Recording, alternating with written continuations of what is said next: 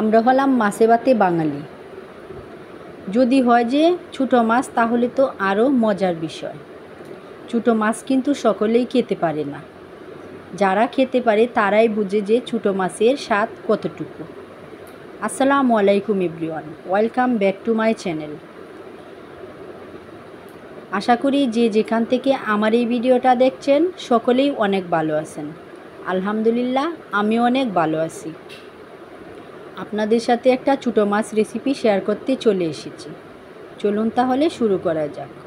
দেখতেই পাচ্ছেন আমি এখানে নদীর কতগুলা ছোটো ছোটো মাছ নিয়ে নিয়েছি। আর একটা বাটিতে পেঁয়াজ কুচি করা নিয়ে নিয়েছি। দিয়ে দেব সামান্য পরিমাণে কাঁচামরিচ, তারপর দিয়ে দেবো লবণ, দিয়ে দেবো সামান্য হলুদের গুঁড়ো, দিয়ে দেবো সামান্য মরিচের গুঁড়ো, দিয়ে দেবো সামান্য ধনিয়া গুঁড়ো। এবার আমি সবগুলো মশলাকে একসাথে মিশিয়ে নেব। মশলাটা যখন আমার মেশানো হয়ে যাবে তখন আমি ছোটো মাছগুলো দিয়ে দেব। এবার আমি এই মাছগুলোর সাথে মশলাটাকে আস্তে আস্তে মিশিয়ে নেব। দেখতেই পাচ্ছেন আমি মশলার সাথে কেমন করে মাছগুলোকে মিশিয়ে নিচ্ছি,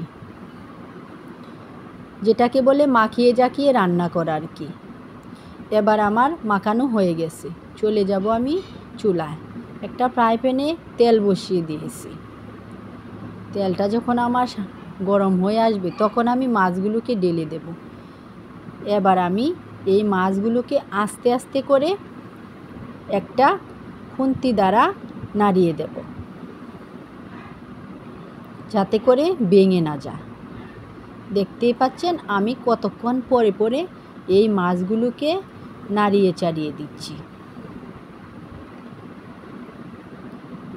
ভিডিওর মাঝপথে এসে একটা কথাই বলতে চাই, আমার এই ভিডিওটি যদি ভালো লাগে তাহলে আমার ভিডিওটিতে একটি লাইক, একটি শেয়ার, একটি কমেন্ট করে দিবেন।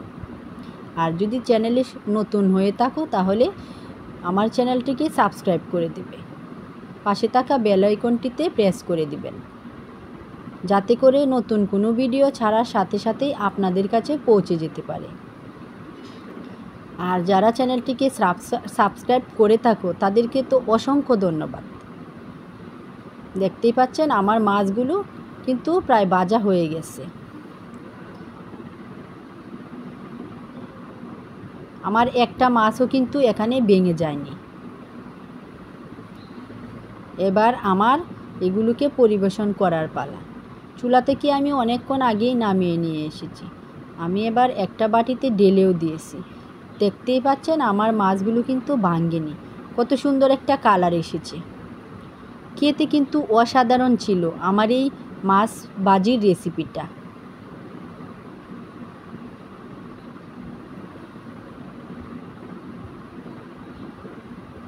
সকলেই ভালো থাকবেন, সুস্থ থাকবেন। আল্লাহ হাফেজ।